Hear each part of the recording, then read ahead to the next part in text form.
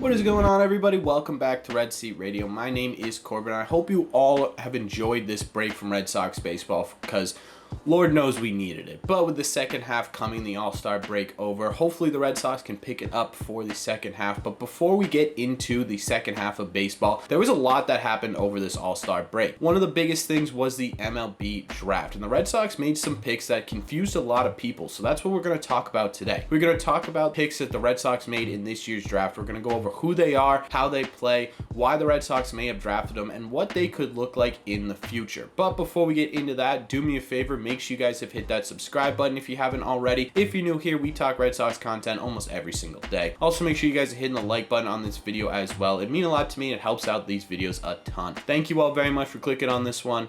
Let's get into it.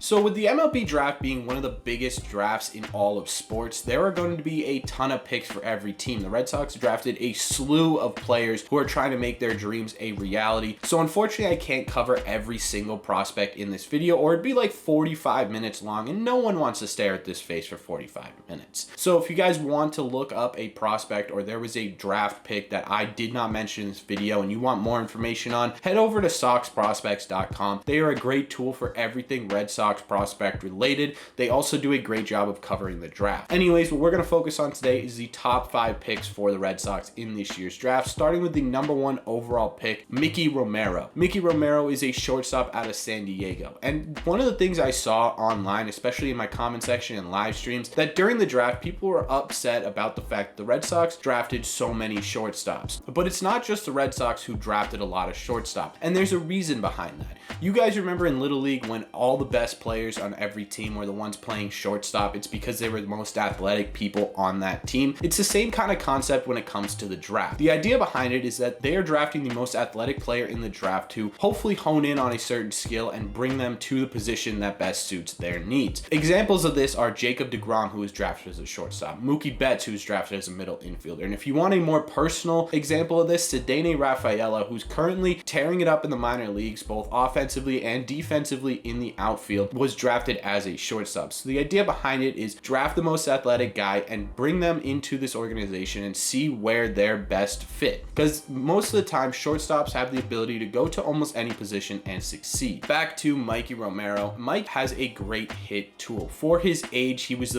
considered one of the most advanced hitters out of high school in this year's draft. He has great contact ability and a fantastic approach at the plate and great pitch recognition. He doesn't have a ton of pop yet. He isn't hitting a ton of tanks, but that power potential is there, and that is one of the biggest upsides for Mikey Romero. In his latest year of high school, which is a really bizarre thing to say, by the way, talking about a professional baseball player and their last year of baseball was in high school, but anyways, his last year, Mikey Romero had an average of .372 with a .659 slug, an OPS of 1.079. He had 4 home runs, 26 RBIs, and 35 hits in 30 games. On the field, Romero has great hands and really soft hands at shortstop, but people have also said that he could possibly be a corner outfielder as well as a second baseman. Again, that versatility is there because he is a shortstop. The second guy drafted in this year's draft was Cutter Koffi. He's another high school shortstop out of Bakersfield, California. This guy has a lot of risk and a lot of reward. Cutter is mainly known for his power tool. He's a very power forward hitter, but the problem is he's not very good contact wise, especially against high velocity or more experienced arms. And that has a lot to do with his pitch selection. He tends to swing at a lot of pitches he shouldn't swing at, and it gets him into trouble. The Red Sox now have the ability to bring him in and develop him and hopefully create a good approach at the plate, because the upside with Cutter is fantastic. Last year in high school, he had an average of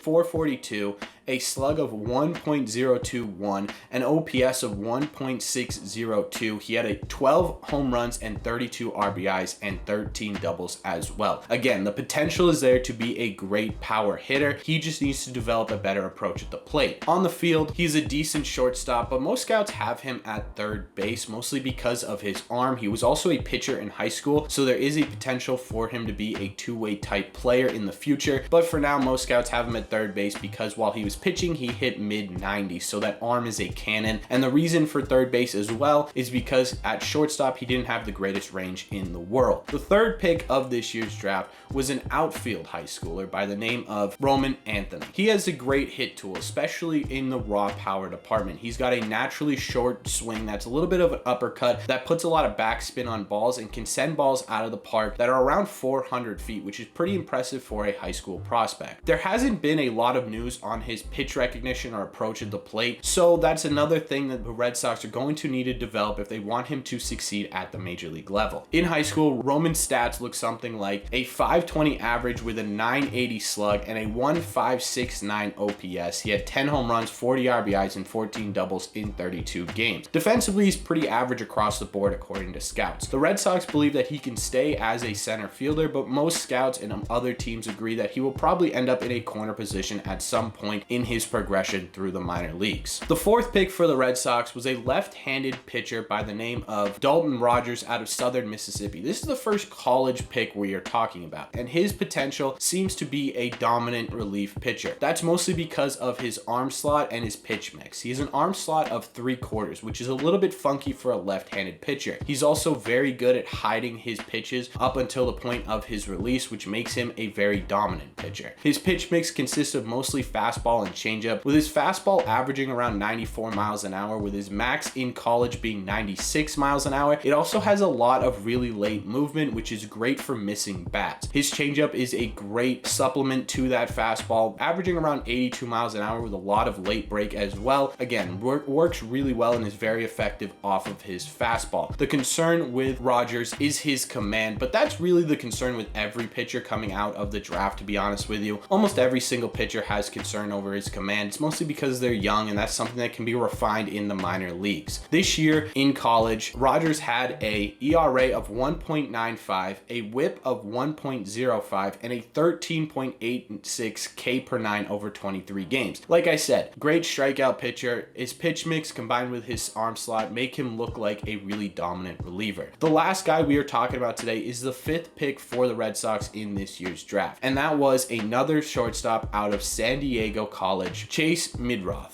This is a guy who, unlike the other shortstops in this year's draft, has a different approach at the plate. He's very contact oriented. He's got a short, simple swing that allows him to make a lot of contact with the ball. He also has a fantastic pitch recognition characteristic, as well as a real command over the strike zone when he's in that batter's box. In fact, he walked way more than he struck out in college, which is pretty impressive for such a young college draft pick. He walked 40 times, only striking out 25. That command over the plate is for sure there, but that power just simply isn't, though. It's not exactly a huge part of his game. He's mostly a line drive hitter to gaps. He hits a lot of doubles, not a lot of home runs. This year in college, he hit 329 with a slug of 544, an OPS of 984 with 10 home runs and 47 RBIs in 56 games. He has great hands at shortstop, but a pretty low average arm, which makes him better slotted for that second base position. But again, these guys are so young that positions really don't mean a whole lot going into this. And those are the top 5 picks of this year's draft for the Red Sox.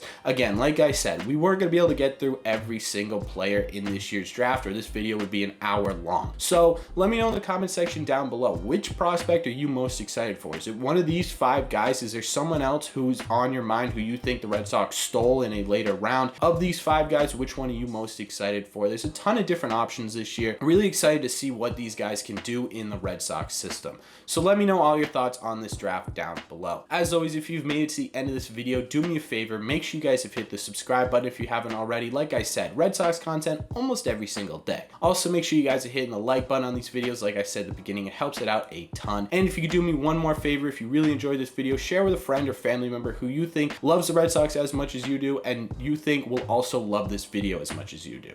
Thank you all very much for clicking on this one, and I will see you in the red seats.